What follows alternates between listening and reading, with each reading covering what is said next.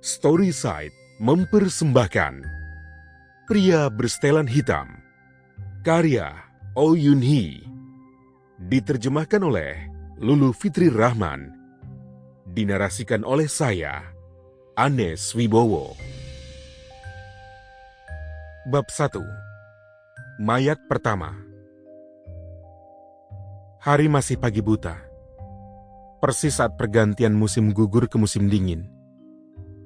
Ketika mayat seorang pria ditemukan di sekitar Hongjiwon, pos peristirahatan bagi utusan dari Cina. Matanya terbelalak menatap langit. Pupilnya besar dan melebar. Dan putih matanya mengingatkan pada endapan arak beras yang keruh. Cho Chang-ho langsung mengenali apa yang menyelubungi mata merah gelap yang hampa dan tak bernyawa ini. Rasa takut. Tetapi, ini bukan sekadar ketakutan biasa. Tidak. Ini wajah seorang pria yang saat itu juga diserang kengerian luar biasa. Kuatkan dirimu. Pemandangannya mengenaskan. Petugas koroner dari badan pemerintah memperingatkan Chong-ho sebelum mengangkat tikar jerami yang ditarik sampai ke leher pria itu. Chong-ho mengangguk tanpa bersuara. Selama bekerja di kantor koroner sebagai pengurus mayat, dia cukup sering melihat mayat sehingga sudah mati rasa. Pengurus mayat, yang dari namanya jelas bertugas menangani mayat, adalah pangkat rendah di kantor koroner. Satu-satunya lembaga pemerintah yang tidak diminati. Begitu tikar jerami berdebu membentur tanah, para penonton yang berdiri di kejauhan mengerang pelan. Beberapa wanita bahkan memekik dan membuang muka.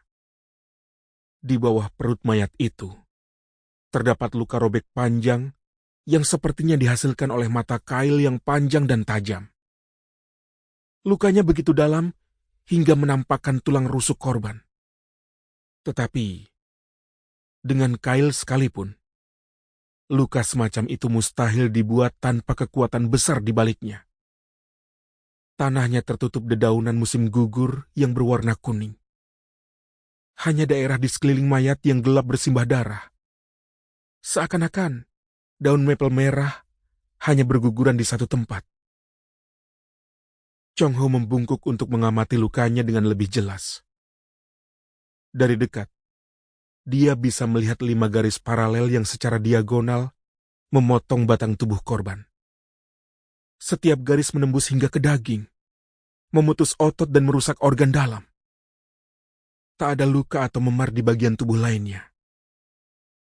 Korban telah meninggal dengan 1 pukulan. Menurutmu, ini bukan? Tanya si koroner kepada Chong-ho yang berdiri di sebelahnya. Si koroner sepertinya tahu jawabannya, tetapi dia membutuhkan konfirmasi. Chong-ho kembali mengangguk tanpa bersuara. Manusia tak mungkin membuat luka seperti ini. Ini pasti pekerjaan binatang buas. Dan hanya 1 binatang buas yang bisa membunuh manusia dengan 1 pukulan fatal. Harimau. Hewan itu pasti turun gunung untuk mencari makanan. Si koroner bergumam sendiri sambil menatap gunung Inwangsan di kejauhan. Suara si koroner sebenarnya pelan. Tetapi para penonton, yang sejak tadi memusatkan perhatian pada mereka berdua, telah mendengarnya. Dalam waktu singkat, bisik-bisik penonton berubah menjadi gumam gelisah. Astaga, mereka bilang ini harimau. Pasti malam tadi ada harimau yang turun dari gunung. Kasihan pria itu. Dia pasti diserang pagi ini, sewaktu hendak ke bilik kakus di luar. Bagaimana aku bisa hidup kalau untuk pergi ke kamar mandi saja aku ketakutan? Sample complete. Ready to continue?